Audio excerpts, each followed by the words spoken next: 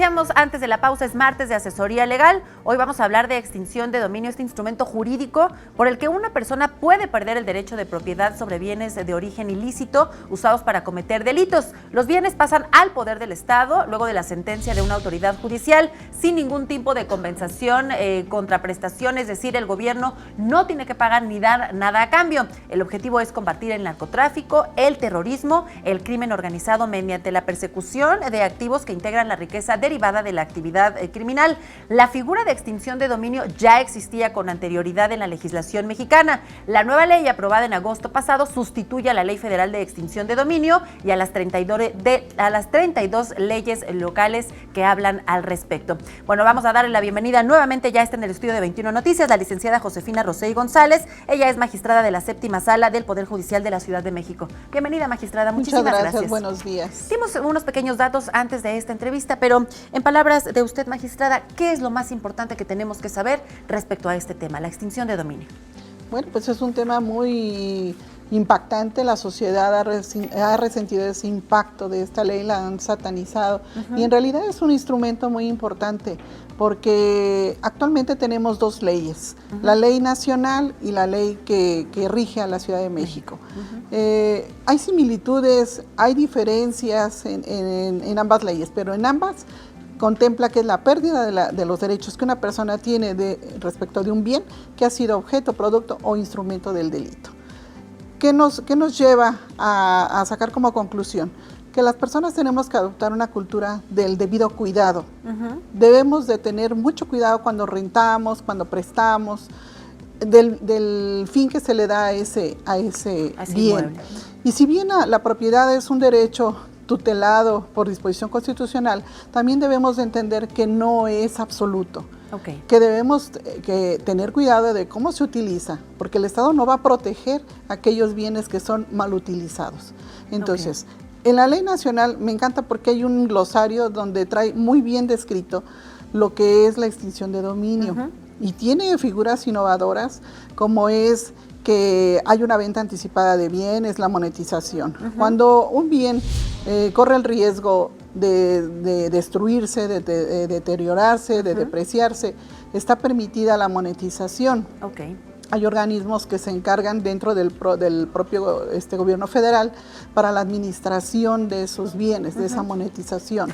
Magistrada, hablaba usted de esta polémica derivada de esta Ley Nacional de Extinción de Dominio. Entre los comentarios que se leen, las dudas que podemos leer, por ejemplo, de los internautas, es el tema del derecho a la propiedad privada. ¿Si se estaría o no vulnerando con esta ley? No, vuelvo a repetirte. Cuando la propiedad privada se crea para que tenga una función social. Cuando esa función social no se cumple, entonces se está cayendo en una ilicitud. Entonces, ahí el Estado no puede proteger. Hay bienes que se obtienen de origen ilícito y por el transcurso del tiempo no puede considerarse que se limpie ese patrimonio. Magistrada, ¿y qué hechos serían susceptibles de extinción de dominio? ¿Qué tipo de ilícitos? ¿Cuáles? La ley nacional maneja, nosotros al principio en la Ciudad de México manejábamos delincuencia organizada, trata de personas, robo de vehículos y otro secuestro. Ahora en la ley nacional, pues hay una gama más amplia, está muy bien establecido en la ley, que es delincuencia organizada, corrupción, incluso hasta los delitos cometidos por servidores públicos.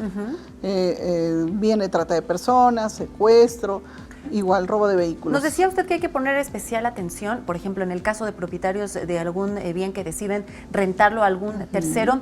¿Qué pasa con la ley si un bien no es propiedad de algún delincuente, podríamos llamarlo así, pero en este bien inmueble se está cometiendo algún ilícito? ¿Qué ocurre en ese caso? Mira, nosotros tenemos por obligación que investigar todo este entorno. Nosotros habíamos desprendido que cuando hay bandas organizadas, siempre hay alguien que pone el carro para secuestrar, el bien para tener al secuestrado.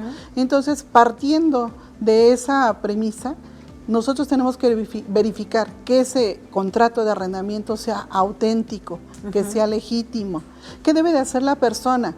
Pues tomar conductas diligentes y prudentes como lo establece la Ley Nacional de Extinción de Dominio. ¿Una denuncia?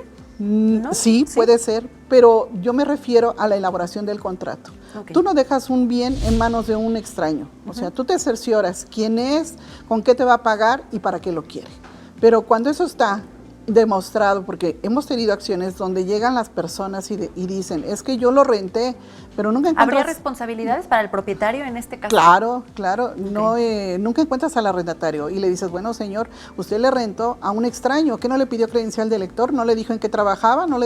No, pues es que llegó y me dijo que quería rentar y yo le solté las llaves. Entonces ahí hay una conducta negligente. Entonces lo que tienen que hacer es blindar sus contratos y tomar una actitud diligente y prudente, como lo establece la Ley Nacional de Extinción. Pues sin duda alguna una responsabilidad de todos los ciudadanos mexicanos es estar informados, pues para no estar en algún momento de ignorancia y poder contribuir pues a actos delictivos, a lo mejor sin saberlo. Claro. Muchísimas gracias, licenciada Josefina Rosell González, magistrada de la 7ª Sala Civil del Poder Judicial de la Ciudad de México. Los esperamos la próxima semana con otro tema y recordarle rápidamente a la audiencia que las puertas del Poder Judicial de la Ciudad de México están abiertas para todos. Por supuesto. Muchísimas gracias. Gracias, magistrada.